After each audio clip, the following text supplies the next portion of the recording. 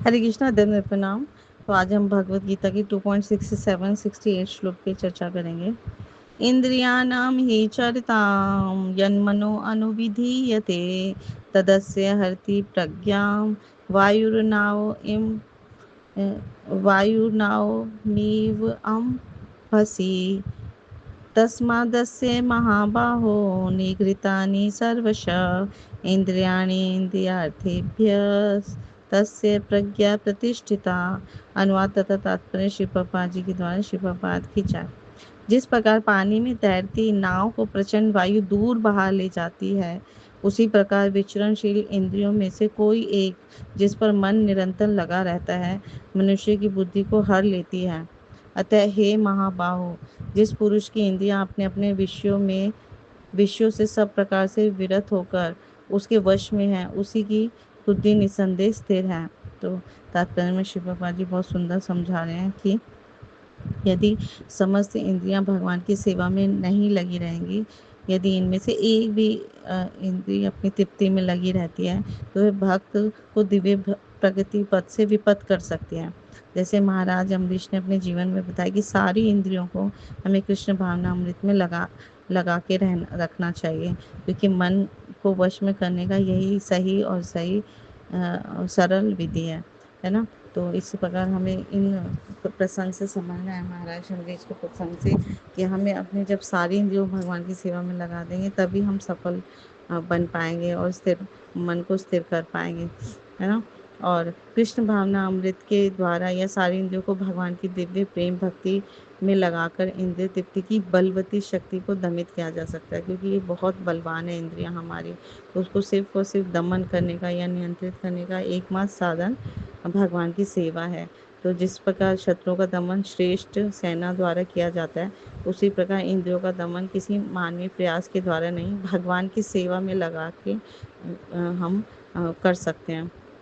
तो जो व्यक्ति यह हृदयंगम कर लेता है कि कृष्ण भावनामृत के द्वारा बुद्धि स्थिर होती है और इस कला का अभ्यास प्रामाणिक गुरु के पद प्रदर्शन में करता है, तो वह साधक अथवा मोक्ष का अधिकारी कहलाता है। तो हमें इस प्रकार ये सीखना है, कला सीखनी है, साधु गुरु शास्त्र को फॉलो करना है।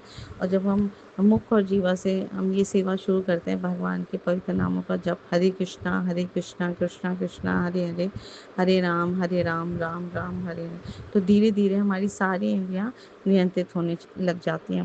तो मनुष्य जो जीवन है वो केवल श्री कृष्ण की विशुद्ध भक्ति के लिए भाग्यशाली जीवों को मिलता है ना। कोई कोई भाग्यवान जीव होते हैं, वो मनुष्य जीवन उसको मिलता है और फिर उसको भगवान की विशुद्ध भक्ति के लिए मिला है।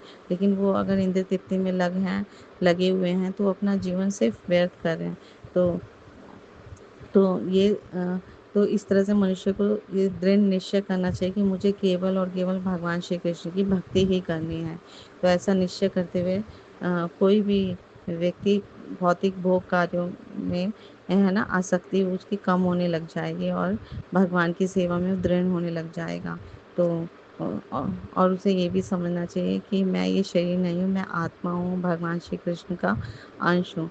तो जब भी कोई मनुष्य कर्म करता है, तो उसकी इंद्रियां जो है जड़ विषयों के साथ साक्षात्कार करने लग जाती हैं। तो जिस इंद्रियों के अपने जड़ विषय के साथ तीव्र आसक्ति है, तो वह इंद्रिय मन को भी उसके साथ सम्मिलित कर लेती हैं और अपना अनुगामी बना लेती हैं, है ना। तो जिस क्षण मन इंद्रियों के साथ हो जाता है, उस क्षण मन बुद्धि पर हावी होने लग जाता है कि मुझे श्री कृष्ण की शुद्ध भक्ति करनी है। अगर ये दृढ़ विश्वास से मन और बुद्धि है ना हम उसको लगा दें, तो हमारी जो जड़ पदार्थ में आसक्ति जो है वो इंद्रियां जो हैं मन को तुरंत अपना अनुगामी बना लेगी, और तब हमारा भ्रष्ट हुआ कोई मन है वो बुद्धि पर हावी हो जाएगा।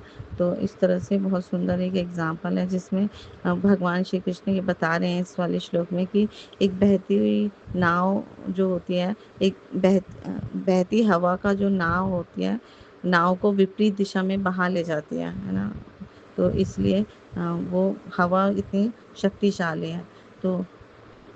तो इस उदाहरण में नाव जो है वो साधक की बुद्धि है, तो उसका गंतव्य है, डेस्टिनेशन है भगवान श्री कृष्ण की शुद्ध भक्ति। और तेज बहती वायु है किसी विशेष इंद्रियों से उसके जड़ पदार्थ में तीव्र आसक्ति। तो जब ऐसी आसक्ति रूपी तेज वायु चलती है तो वो मन को अपना अनुगामी बना लेती है और मन बुद्धि को हर लेता है।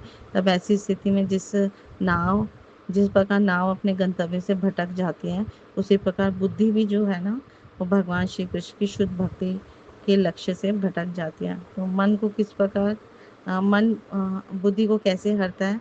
मन या तो बुद्धि के श्री कृष्ण की शुद्ध रूपी दृढ़ निश्चय को दबा देता है या विषय भोग के महत्व को बढ़ा देता है ना। तो बुद्धि जो है शास्त्र वर्जित कार्यों में अगर लगाते हैं तो भगवान श्री कृष्ण की भक्ति से वो पतन करवा देगा।